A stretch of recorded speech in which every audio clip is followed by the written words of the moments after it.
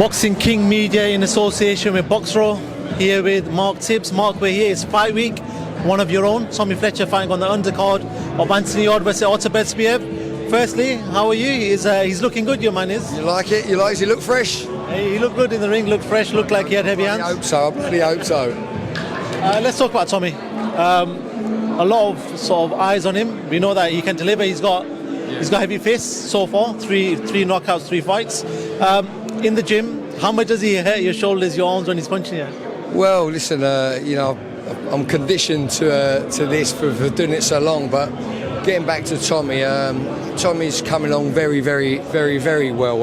Obviously, as he goes along and gets in with more experienced people, his patience and persistence needs to be tested, and that's what we do. We bring fighters along, bring them to reach their full potential. I really believe that Tommy Fletcher's going to be he has got a bright future in boxing for sure. He's fighting Daryl Sharp, well-known journeyman. Doesn't get knocked out quite often. I think he's had 96 losses, 3 of them have been by a knockout.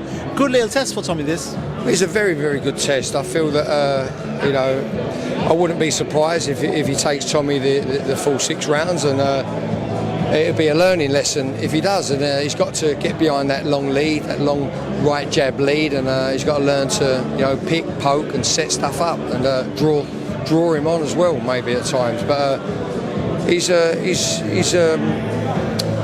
good IQ, Tommy Fletcher, and S-Jam are doing a good job with him in setting this fight up for Tommy to learn his craft. I do want to talk and just move away quickly, because I know you've got to quickly shoot. You're actually on your way out, and I grabbed you quickly. Eubank Jr. losing to Liam Smith in a devastating way. Yeah. First of all, did you anticipate that to happen from Liam? And secondly, from Chris, where does he go on from this? What I did, I was asked, I called this, between that fight, I called Liam Smith to start fast, quick counter punches, very cute and cunning, because of the company he's mixed. He comes from a fighting boxing family, and it's just in his blood. He was born with a gum shield in his mouth, so to speak. And I felt that Eubank Jr. would have felt that wealth of experience, because you don't feel it until you're in there with them. Yeah. Then I did call that Eubank Jr. would get put down, but I did say he'd get off the floor to finish Smith late. So I was wrong there. So credit to Liam Smith. He got in there and done a demolition job. I never actually watched it, I hate to say. I got ready for it. I was in Spain with my son. He ain't been too well with a cough. And I started early in the bar watching all the fights. I watched West Ham actually first. Then I watched the start of the fights. I think who's the guy? I was halfway through a fight there, Congo, and I had to leave. And then I missed the fight. And I caught the result on Twitter, 2 o'clock in the morning. I was very, very surprised at that finish, but I was surprised because I thought Eubank Jr. might have. I haven't seen it yet. He tells, he's saying that it could have gone on. So if that's the case, I feel that if he could have gone on, he feels that, then initiate the rematch. And I think Liam Smith will welcome that. Great business all round. There's no excuses for that. So I expect Eubank Jr. and Liam Smith to get the rematch straight away. I can't wait. I won't miss that.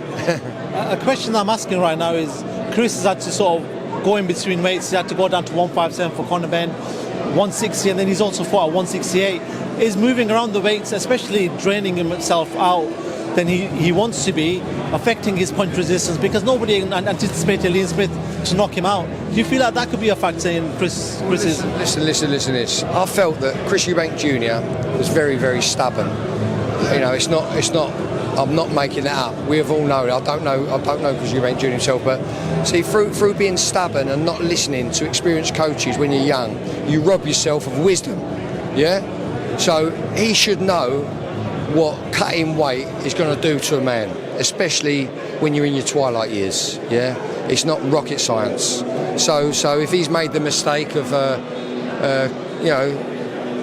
cutting weight at it didn't suit him, his punch resistance is gone, that's what happens. You get me? Does it make sense? I do also want to ask, you're a trainer. Chris, for the Conor Benn fight, wasn't going to use Roy Jones Jr. For the Liam Smith fight, he's called him back in. How much can that have an effect? Picking and choosing when you're going to have a certain trainer in your corner and when you're not. How much are you learning throughout the whole process? And that was for a lighter weight, right? Yeah, it was. He was going to put his dad in the corner for Conor Benn, but he obviously didn't train with Roy Jones in that period, and then he calls Roy back in for the Liam Smith fight. Well, that was for a lighter weight. He was going to have his dad in the corner. Correct me if I'm wrong, you said that. But then his dad didn't want him to have the fight because he was worried about the weight. Now, his dad, through his dad's experience, he would have known that's not good. That's not a good choice at that weight, that fight. I'll be honest with you. I was in Sheffield with Johnny Fisher fighting, and one of you guys asked me a question. So that was like 4 months before that fight, 3 months before that fight was meant to take place. The two juniors. And I was like, listen, I can't wait for that fight. I hope it happens, but I can't see it happening. And the reporter asked me why. I said, because, now listen, I'm not around them, so I can't really judge, but there's a 2 stone weight difference or 2 weight difference between them. You get me? So if I was training that fighter, I'd want my own way with the weight. If I was training that fighter, I'd want my own way with the weight. So it's difficult because the 2 trainers know, or should know, what weight training can do and how it affects you as a fighter.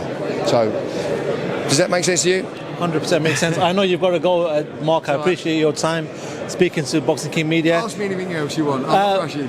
Yeah, okay. In regards to, we spoke about juniors then, we spoke about Conor Benn.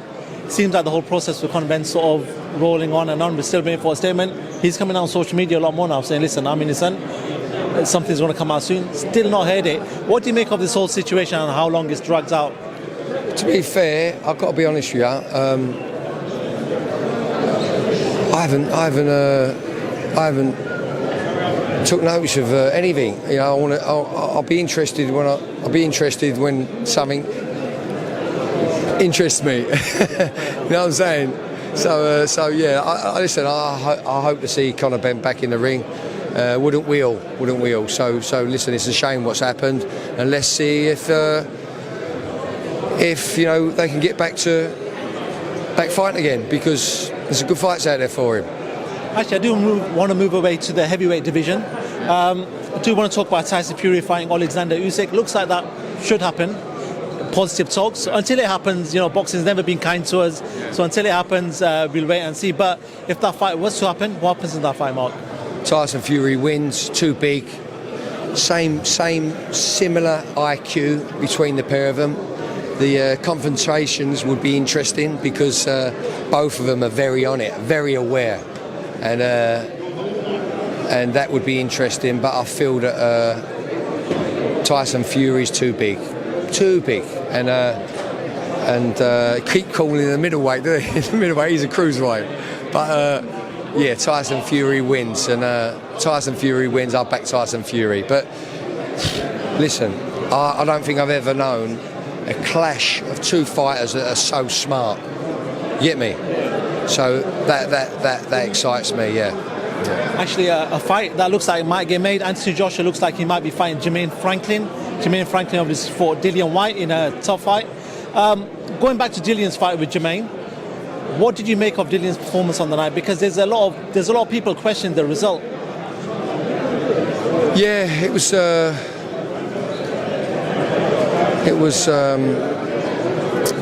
wasn't great, was it? It wasn't great, let's have it right. But it is a perfect opponent for Anthony Joshua.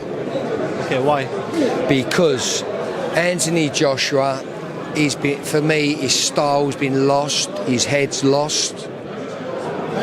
Nothing looks natural, if you know what I mean. It's forced, and I think I understand he's got a new coach, and I hope he uncomplicates his everything and does what he used to do, as in lets his hands go behind that jab, sharp and hard. Good specimen, any of a man, and Jermaine Franklin is a perfect opponent for him, for sure. Just a final one. When you see Dillian performing like he did, obviously it wasn't Dillian Whyte's best fight in his career, and the work that you did with Dillian over the years, you had a good couple of fights together, and Dillian... 11 fights, not a couple. Yeah, 11 fights. 11 fights together, a long time together, and Dillian was on the right. Wins. 11 fights, 11 wins. When you look back at his performances, especially in his last fight, do you feel a bit sorry? Do you feel like this relationship between you guys should have not gone wrong. You could have taken him to maybe that next level that he's at. I'd like to have finished with Dillian for sure, and not finished as we did. But it was what it was. His number come up on my phone the other day. I nearly called him, but just as but yeah. But the thing is, listen, look, Dillian's had a great career for sure, and he's done very, very well for himself, and he's worked for it. He's earned it, and he's worked for it. And good luck to him. But no, I would have liked to have finished my business with him, but it is what it is, and we're at where we're at. But no, it's good. Life moves on, and on that note, Mark Tibbs, I want to say thank you very much for talking to Boxing King Media, and no doubt we'll speak to you on Saturday night after the fight. Thanks very much. Good man. Well done. See you soon.